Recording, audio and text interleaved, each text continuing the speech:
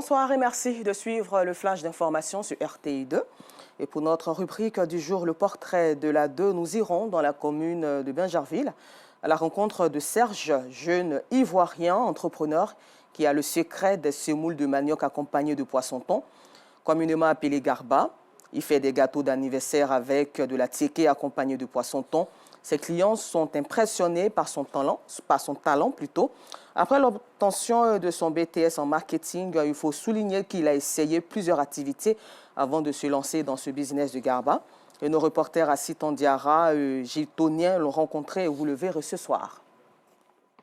Une école des affaires américaines en Côte d'Ivoire a procédé le week-end dernier à Cocody à la remise officielle de certificats de fin de formation à la première promotion de ses apprenants au cœur des enjeux, préparer des entrepreneurs prospères et éradiquer la pauvreté.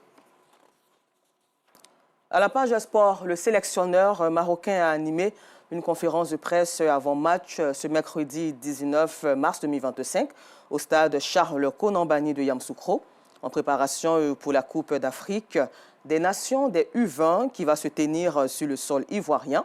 Les éléphants continuent leur préparation.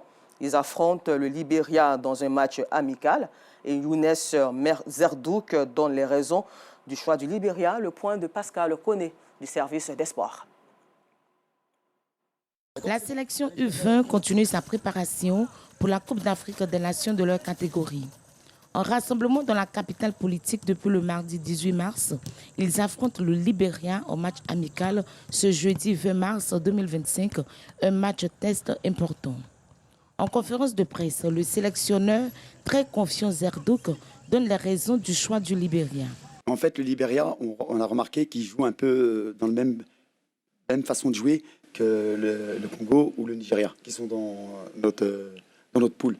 Donc ce sera un bon test et en même temps, ils ont des capacités athlétiques aussi qui correspondent à peu près à ce genre d'équipe, à ce genre d'équipe nationale. Donc voilà, c'est un bon test, c'est un très bon test. Et attention, il faut faire attention avec de croire que parce qu'une équipe est qualifiée à la CAN, elle est plus forte qu'une équipe qui n'est pas qualifiée à la CAN. Non, non, non. Moi, je suis quelqu'un de très humble et je sais que, surtout en Afrique, je sais que tout le monde peut battre tout le monde. Vous savez, le sport vous apprend l'humilité. Le sport, si vous pensez que vous êtes plus fort que quelqu'un, vous rentrez sur le terrain, ou à l'inverse, si vous rentrez en disant que lui, il est plus fort, d'accord, mais c'est pas comme ça le sport. Le sport, si tu travailles pas, si tu ne montres pas que tu es plus fort que l'adversaire sur le terrain, tu vas vers des grosses désillusions. Le match face au Libéria est prévu à 20 h au stade Charles Konambani de Yamoussoukro. Bonne chance à nos Parchidem. Hors de la Côte d'Ivoire, grande première à la tête du Comité international olympique CIO. La Zimbabwéenne Curtis Coventry, 41 ans, a été élue présidente de l'institution ce jeudi 20 mars 2025 en Grèce, à Costa Navarino.